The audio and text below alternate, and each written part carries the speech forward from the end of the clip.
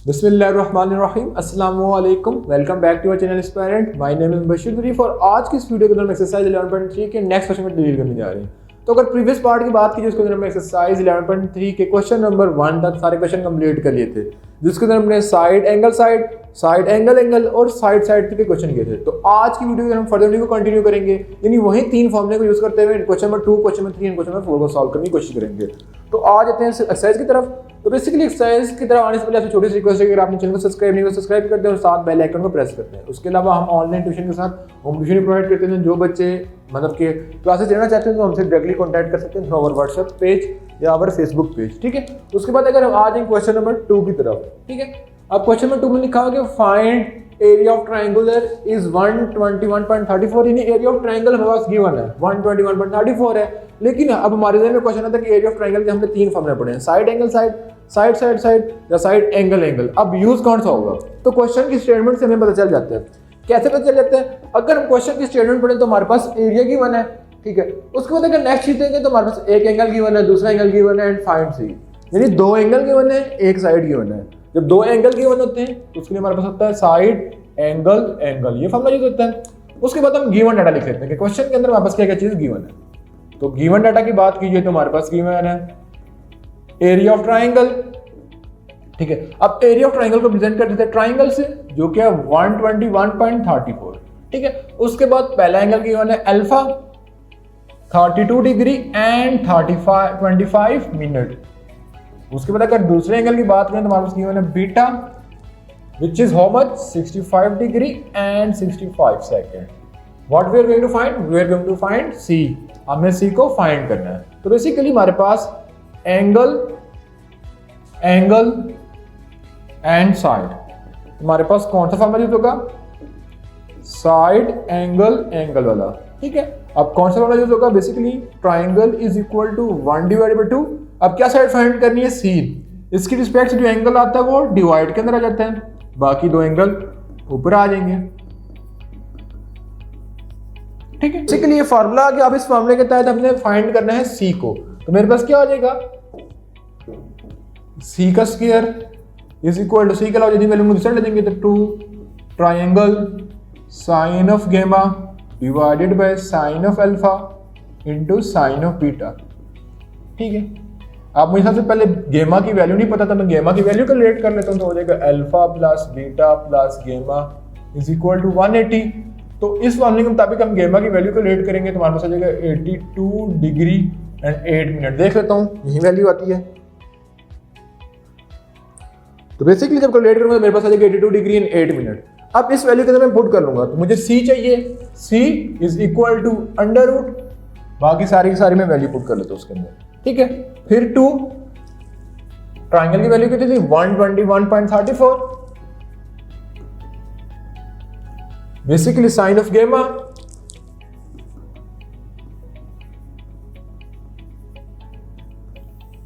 Sign of alpha and sine of beta. तो sine of alpha की कितनी value थी हमारे पास? 32 डिग्री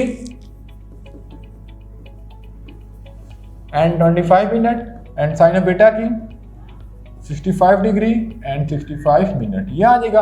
अब इन सब वैल्यू को कैलकुलेटर पुट कर ले तो देखते हैं हमारा कितना आंसर आएगा। तो बेसिकली इन सब वैल्यू को जब मैं कैलकुलेटर पुट करूंगा तो मेरे पास आंसर आ जाएगा 22.24। तो C इज इक्वल टू 22.24। अब यूनिट देख लेते हैं कि हमारे पास क्या यूनिट था। तो यूनिट को मेंशन नहीं तो हम बोलेंगे 22.24 यूनिट इसका आंसर आ जाएगा, ठीक है। तो बेसिकली ये था क्वेश्चन नंबर 2। उसके बाद हम मूव करते हैं नेक्स्ट क्वेश्चन की तरफ, जो कि क्वेश्चन नंबर हमारे पास 3 है।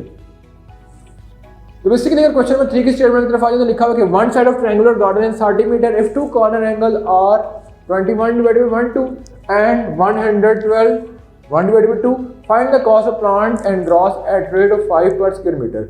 मीन हमारे पास एक साइड गिवन है, दो उसके ऑपोजिट एंगल गिवन है। अगर C गिवन होगा तो अल्फा और बीटा गिवन है, ठीक है। अब मेरे पास अगर मैं साइड को C बोल देता हूं, नेक्स्ट मैं इसको C बोलूंगा तो एंगल क्या आ रहे हैं? अल्फा और बीटा, यानी उसके ऑपोजिट एंगल, ठीक है।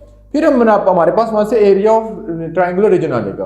फिर हमारे पास लिखा होगा कि area of triangular region 5 square per metre क्या हो जाएगा? तो जो हम आंसर निकालेंगे एरिया ऑफ ट्रायंगुलर रीजन को उसको हम 5 से मल्टीप्लाई कर लेंगे तो हमारे पास इसका आंसर आ जाएगा, ठीक है। तो अगर बात की जाए तो मैं लेट कर रहा था कि ये जो साइड है हमारे पास C है, ठीक है। तो C is equal to 30 metre फिर मैं क्या कहता हूँ कि जो फर्स्ट एंगल है वो अल्फा हो जाएगा और जो दूसरा एंगल हो जाएगा वो बीटा। अल्फा मेरे पास कितना है और बीटा कितना है मेरे पास।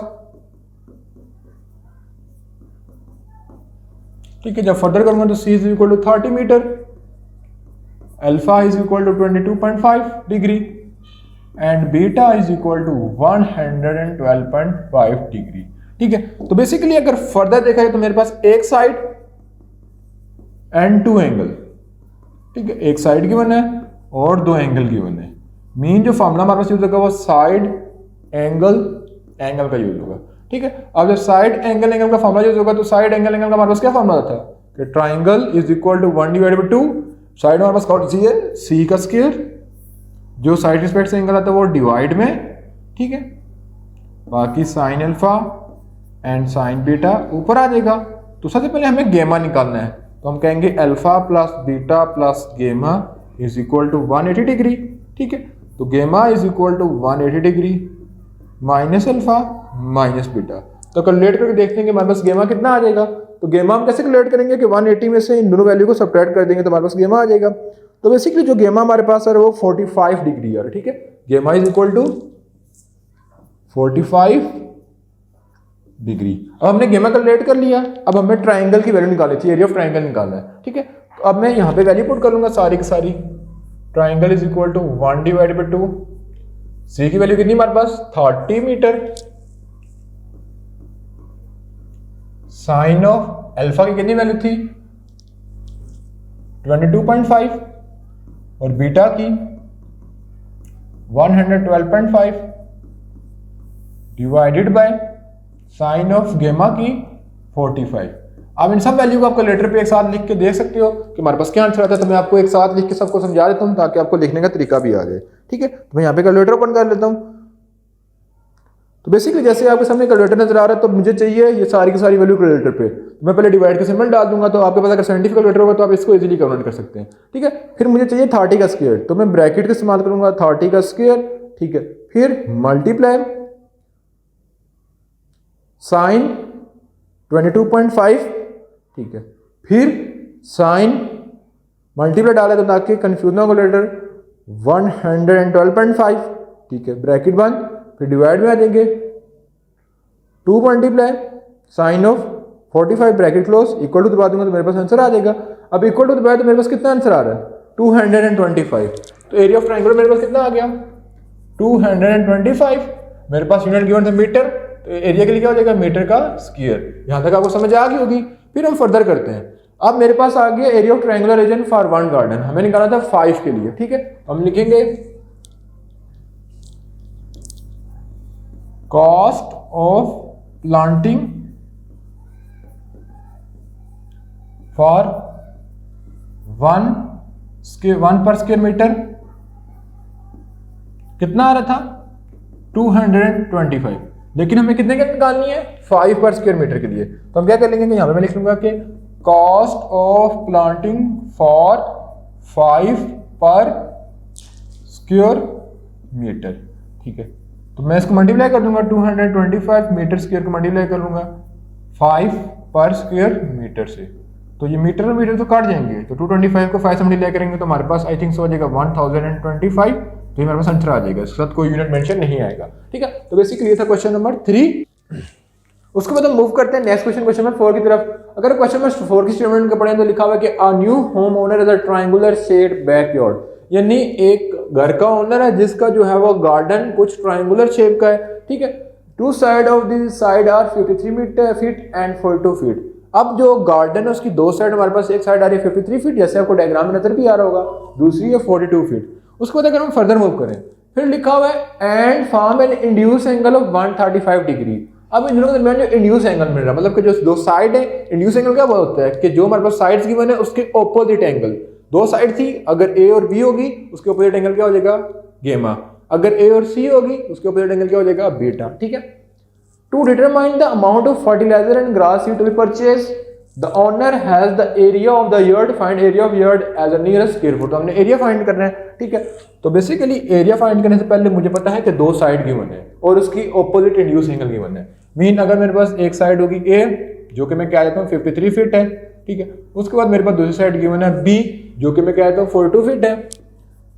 इनकी रिस्पेक्ट से जो ऑपोजिट इंड्यूस एंगल क्या हो जाएगा गेमा, जो कि कितना आ रहा है 135 डिग्री। आपको सामने डायग्राम भी शो हो रही होगी, ठीक है। अपने फाइंड है करना है एरिया, ठीक है। तो अगर देखा जाए तो मेरे पास साइड फिर एंगल, मीन जो फॉर्मूला हमारे पास यूज होगा वो किसका यूज होगा, साइड एंगल साइड, ठीक है। तो साइड एंगल साइड के फॉर्मूले की बात करें तो साइड एंगल साइड का फॉर्मूला होता है ट्राइंगल इज इक्वल टू 1/2, जो दो साइड गिवन है ए और बी है उनकी रिस्पेक्ट से साइन के साथ ऑपोजिट एंगल, ये आ जाएगा। अब मैं जस्ट वैल्यू पुट कर लूंगा, ए की वैल्यू है 53, बी की वैल्यू है 42 and sine of 105 degree. Calculator put कर लेता हूँ, देखता हूँ मेरे पास कितना आंसर आ जाएगा। तो बेसिकली जब मैं कैलकुलेटर पे कैलकुलेट कर लूंगा तो सारी वैल्यू को पुट करके तो मेरे पास आ जाएगा 787 फीट स्क्वायर, 787 आ जाएगा। तो हमारे पास अब यूनिट का था फीट, तो एरिया के लिए आ जाएगा फीट का स्क्वायर।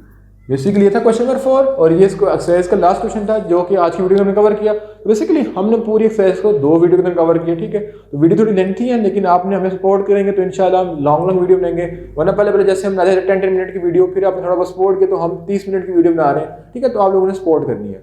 उसके अलावा अगर आपको कोई क्वेश्चन है तो कमेंट सेक्शन में पूछ सकते हैं, व्हाट्सएप का नंबर भी आपके सामने मौजूद है, फेसबुक का पेज भी मौजूद है, तो वहाँ पे भी आप कॉन्टैक्ट कर सकते हैं या कमेंट सेक्शन में ही पूछ सकते हैं, ठीक है। तो इंशाल्लाह मिलेंगे नेक्स्ट पार्ट में। उसके अलावा अगर कोई बच्चे ऑनलाइन क्लासेस या ऑनलाइन ट्यूशन चाहते हैं तो वो भी हमसे रब्ता कर सकते हैं। तो मिलेंगे नेक्स्ट पार्ट में, तब तक अल्लाह निगहबान।